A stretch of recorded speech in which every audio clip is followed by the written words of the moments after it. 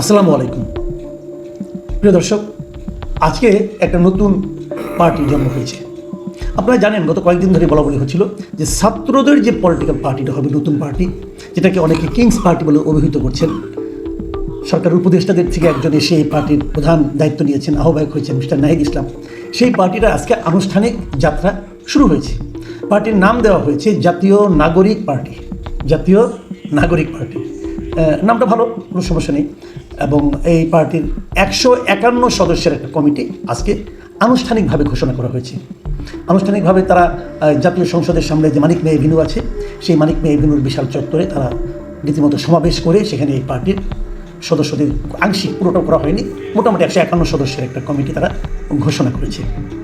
এখানে তারা বলেছে তারা কী করতে চায়, একটা লিখিত বক্তব্য দিয়েছে। বক্তব্যটা বেশ বড়, ওটা নিয়ে আলোচনা করা যেতে পারে, কিন্তু এখন আমি করবো না। এখন আমি আরও অন্য দুই একটা বিষয় নিয়ে কথা বলে ওটা নিয়ে পরবর্তী কখনো যদি সুযোগ পাই আমি এটা আলোচনা করবো, তাদের নীতি আদর্শ কী হতে যাচ্ছে, তারা কী করতে চায়। তো এই যে 151 কমিটির কে কোন দায়িত্ব পেলেন আমরা এগুলো আগেই জেনেছি, তবু আবার বলি মোটামুটি আগের মতোই আছে। দু একটা জায়গায় চেঞ্জ হয়েছে, দু একটা জায়গায় গ্যাপ ছিল, সেগুলো পূরণ করা হয়েছে। নাহিদ ইসলাম যথারীতি আহ্বায়ক হয়েছেন, আক্তার হোসেন তিনি এটা সদস্য সচিব হয়েছেন। এর বাইরে রয়েছেন জ্যেষ্ঠ যুগ্ম আহ্বায়ক পদে রয়েছেন সামান্তা শারমিন ও আরিফুল ইসলাম আদিব। আর জ্যেষ্ঠ যুগ্ম সদস্য সচিব হয়েছেন দুজন, একজন হলেন তাসনিম জারা ও নাহিদ সারোয়ার নিভা। আর মুখ্য সংগঠক হচ্ছে দুটো, একটা দক্ষিণাঞ্চলের জন্য, একটা উত্তরাঞ্চলের জন্য। আমি আসলে বুঝিনি দক্ষিণাঞ্চল উত্তরাঞ্চলটা কি, মানে পুরো দেশটাকে তারা উত্তর দক্ষিণে ভাগ করেছে। এটা হতে পারে, পূর্বাঞ্চল পশ্চিমাঞ্চলও হতে পারতো, কেন দক্ষিণাঞ্চল উত্তরাঞ্চল আমি জানি না। এর দক্ষিণাঞ্চলের মুখ্য সংগঠক হয়েছেন হাসনাত আবদুল্লাহ এবং উত্তরাঞ্চলের মুখ্য সংগঠক হয়েছেন সার্জিস আলম। আর এর মুখ্য সমন্বয়ক পদে রয়েছেন নাসিরুদ্দিন পাটোয়ারি। আর জ্যেষ্ঠ যুগ্ম মুখ্য সমন্বয়ক রয়েছেন আব্দুল হান্নান মাসুদ। এই হলো পার্টির অবস্থা। এই পার্টির বিকাল 4:15 দিকে শুরু হয়েছে অনুষ্ঠানমালা, এবং তারপর থেকে এখানে অনেকে বক্তৃতা দিয়েছেন। আমি কয়েকজনের বক্তৃতার কথা একটু বলতে চাই, এই কারণে যে এদের বক্তব্যগুলো শুনলে আপনারা বুঝতে পারবেন যে আসলে এদের নীতি আদর্শটা কী হতে যাচ্ছে। যেমন নাহিদ ইসলাম যিনি আছেন, তিনি যে বক্তব্য দিয়েছেন, আমি একটা পত্রিকা থেকে তার হেডলাইনটা নিয়েছি। প্রথম আলো হেডলাইন করেছে, ভারত ও পাকিস্তানপন্থী রাজনীতি ঠাঁই হবে না বাংলাদেশে। মানে উনি বলেছেন যে বাংলাদেশে রাজনীতি করতে হলে ভারতপন্থী অথবা পাকিস্তানপন্থী এটা চলবে না, এবং সেটা আমাদের মতো করে করতে হবে। যেমন ওনার ভাষায় যে বাংলাদেশে ভারত ও পাকিস্তানপন্থী রাজনীতির ঠাঁই হবে না, আমরা বাংলাদেশকে সামনে রেখে, বাংলাদেশের জনগণের স্বার্থকে সামনে রেখে রাষ্ট্রকে বিনির্মাণ করব। আমার কাছে এই বক্তব্যগুলি ভালো লেগেছে, কারণ আমাদের আওয়ামী লীগ যেটা ছিল, আওয়ামী লীগের কিন্তু ভারতপন্থী হিসেবে এই আওয়ামী লীগের একটা বদনাম ছিল। এবং ওনারা মানে বঙ্গবন্ধু শেখ মুজিব যখন ক্ষমতা ছিলেন তখন 25 বছরের চুক্তি ভারতের সঙ্গে, এটা নিয়ে খুব সমালোচনা হয়েছে। আর হাসিনা সরকার যখন ক্ষমতা ছিল তারা ভারতকে তো না চাইতে অনেক কিছু দিয়ে দিয়েছেন, সেটা নিয়ে অনেক সমালোচনা রয়েছে, যে ভারতপন্থী হওয়া যাবে না। কিন্তু পাকিস্তানপন্থী বলতে উনি কী মিন করেছেন সেটা আমি বুঝিনি। পাকিস্তানপন্থী কি জামাত? সেটা যদি হয় সেটাও একটা দিক নির্দেশনা অবশ্যই। তার মানে তারা জামাতের সঙ্গেও যাচ্ছে না এই পার্টি, এটাও হতে পারে।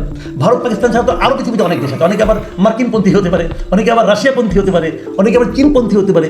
সেই সব দিকে যাওয়া, সেই সব দেশের সঙ্গে আপনার সম্পৃক্ত হওয়া, ভালোবাসাবাসী সম্পর্কে জড়িয়ে পড়া নিয়ে অবশ্য নাহিদ ইসলাম তেমন কিছু বলেননি। তা আমি বুঝতে পারছি না, কাজে ভারত পাকিস্তান না বলে যদি বলতেন আমরা কোনো বিদেশের কোনো রাষ্ট্রের সঙ্গেই ওই পন্থী হওয়া যাবে না, তাহলে সহজ হতো। নাকি এগুলি করতে চান আমি বলতে পারবো না। আরেকটা জিনিস যদি বলেছেন যে একটা স্লোগানের মতো বলেছেন যে তুমি কে আমি কে, বিকল্প বিকল্প স্লোগানটা তুলে ধরেছেন এবং বলেছেন বিকল্পের জায়গা থেকে এই নতুন দলের আত্মপ্রকাশ। এটা একটা সিগনিফিকেন্ট কথা যে বিকল্পের জায়গা থেকে। এখন বিকল্পটা কিসের বিকল্প? সব কিছুর বিকল্প হওয়াটা কিন্তু সবসময় ভালো না। সব কিছুর বিকল্প হয় না, আর সব কিছুরই বিকল্প করতে হবে কেন? যে জিনিসটা ভালো চলছে তারও বিকল্প করতে হবে কেন? তো আমি জানি না এগুলো কেবল স্লোগান কিনা অথবা আরও কি। আর এটা বলেছেন আজকের মঞ্চ থেকে শপথ, বাংলাদেশকে বিভাজিত করা যাবে না। বিভাজিত হচ্ছে না, বিভাজনের রাজনীতিতে আপনারাও শুরু করেছেন। আপনার মুখ থেকে অনেক কথা এসেছে যেগুলো নাকি বিভাজনকে স্পষ্ট করে দিয়েছে। যাই হোক, তারপর আপনি বলেছেন আমরা দেখতে চাই আপনি কী করেন। আমি বরং হাসনাত আবদুল্লাহ বক্তব্যটা আপনাদের একটু বলি। হাসনাত আবদুল্লাহ কী বলেছেন যে আমরা নিশ্চিত করতে চাই এদেশ থেকে পরিবারতন্ত্র কবরস্থ হয়েছে। এদেশে কামারের ছেলে প্রধানমন্ত্রী হবে, এদেশে কুমারের ছেলে প্রধানমন্ত্রী হবে, এদেশে যোগ্যতার ভিত্তিতে নেতৃত্ব উঠে আসবে। আমার এই কথাটা খুবই ভালো লেগেছে যে আসলেই তো দেশের প্রত্যেকটা নাগরিকের প্রধানমন্ত্রী হওয়ার যোগ্যতা থাকা উচিত এবং প্রধানমন্ত্রী হওয়ার সুযোগ থাকা উচিত। আমাদের এখানে পরিবারতন্ত্রটা একদম কিন্তু গেড়ে বসেছিল যে এমপি সাহেব যদি কোনো কারণে মারা যান, ওনার পুত্র আবার এমপি হন, অথবা ওনার পুত্র থাকলে স্ত্রী এমপি হন, কন্যা এমপি হন, কন্যার স্বামী এমপি হন, কিন্তু এর বাইরে আর কেউ যেতে পারে না। যারা সাধারণ নেতাকর্মী, সাধারণ কর্মী সমর্থক, তাদের জিন্দাবাদ বলাই শেষ, আর কিছু তাদের কাজ নেই। সেই জায়গা থেকে বেরিয়ে আসা সহজ। কিন্তু এই কথাটা কিন্তু আবার আরেকটা ইঙ্গিত আছে সেই ইঙ্গিতটা কি? যেমন ধরা যাক এই মুহূর্তে আওয়ামী লীগ সিনের বাইরে আছে, আওয়ামী লীগের কথা বরং নাই বলি, যদি আমি বিএনপির কথা ধরি, বিএনপিতে তো যিনি দায়িত্বে আছেন এই মুহূর্তে তারেক রহমান, উনি তো সাবেক প্রধানমন্ত্রীর পুত্র। তাহলে কি পরিবারতন্ত্রের কবরস্থ হয়েছে উনি বলতে যাচ্ছেন? হয়েছে, মানে হয়ে গেছে, কিন্তু উনি করবেন না, হইয়া গেছে, উনি এটাকে আরো নিশ্চিত করতে চান। মানে উনি কি তারেক রহমানের মানে এই যে পরিবারতন্ত্র, বিএনপির যে পরিবারতন্ত্র যেটা আছে মূল নেতৃত্বে, সেটার কবরস্থ হয়ে গেছে বলে উনি দাবি করছেন? সেটা কি আসলে বাস্তবতা কি তাই? তারেক রহমান তো বিএনপির কাছে বিতর্কের ঊর্ধ্বে থাকে একজন নেতা, এবং উনি হ্যাঁ ঠিক উনি পরিবারতন্ত্র হিসাবে এসেছেন, প্রধানমন্ত্রী পুত্র হিসাবে উনি দায়িত্বে এসেছেন, এতে কোনো সন্দেহ নাই। কিন্তু এতদিনে ওনার যে অবস্থান দলের মধ্যে এবং নানাভাবে দলকে যেভাবে পরিচালনা করেছেন, এতে কিন্তু ওনার নেতৃত্ব নিয়ে কিন্তু কোনো প্রশ্ন আর নেই।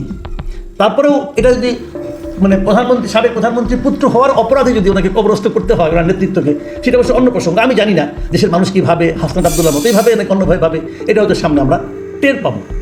আর এই যে কথাগুলি বলা হয়েছে, আমি আর বেশি বলি না, অনেকে অনেক কথা বলেছেন, আর বেশি কথা বলার দরকার নেই। এই দুটো কথাই আমি বললাম যে ওনাদের মানে মোটামুটি একটা ধারণা কিন্তু পাওয়া গেল। এখন আমার কিছু বেসিক প্রশ্ন আছে, সেই প্রশ্নগুলি করে আমি আলোচনাটা আসলে শেষ করতে চাই। আমার বেসিক প্রশ্ন হলো, আমি নিজে ওখানে যাইনি, অনেক লোককে আমি জিজ্ঞাসা করেছি যারা গিয়েছিলেন, যারা দেখেছেন। আমি একজন লোককে জিজ্ঞাসা করছি যিনি আশেপাশেই থাকেন, উপরে কোনো একটা ভবন থেকে দেখেছেন মিটিংটা, পুরো মিটিংটা।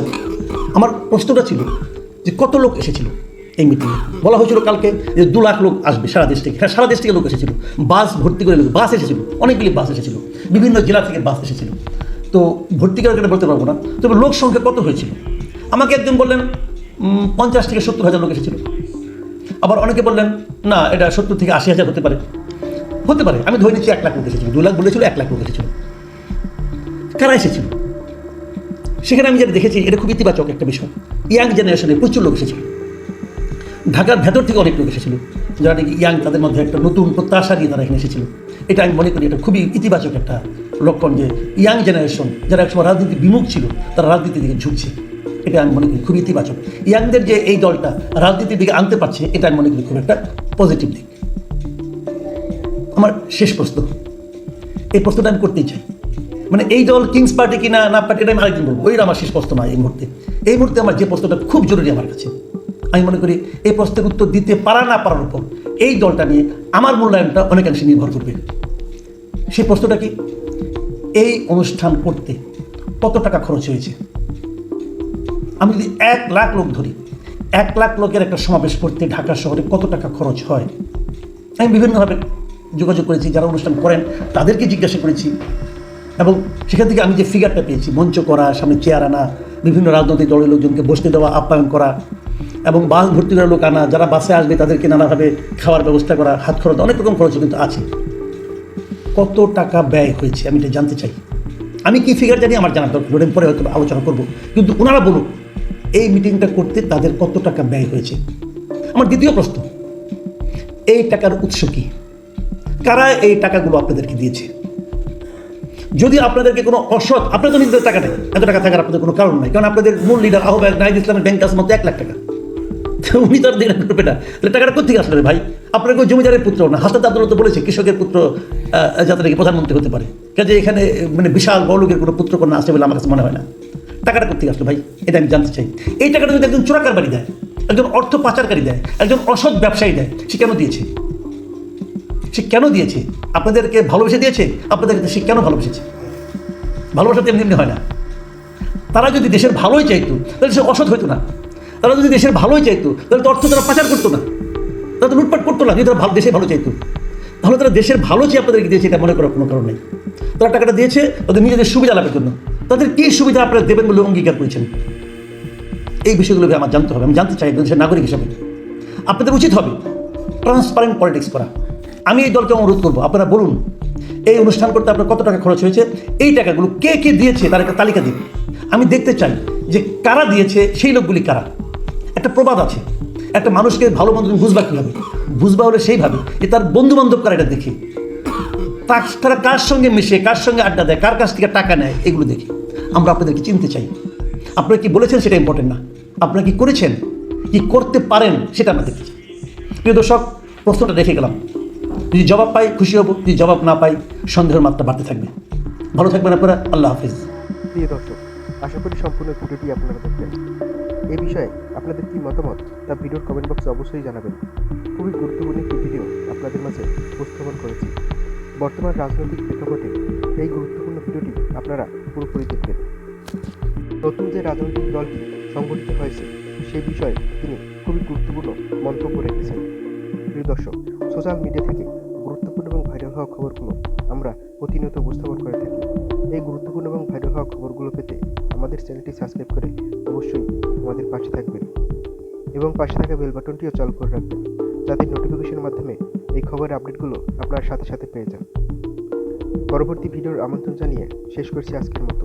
ধন্যবাদ সবাইকে।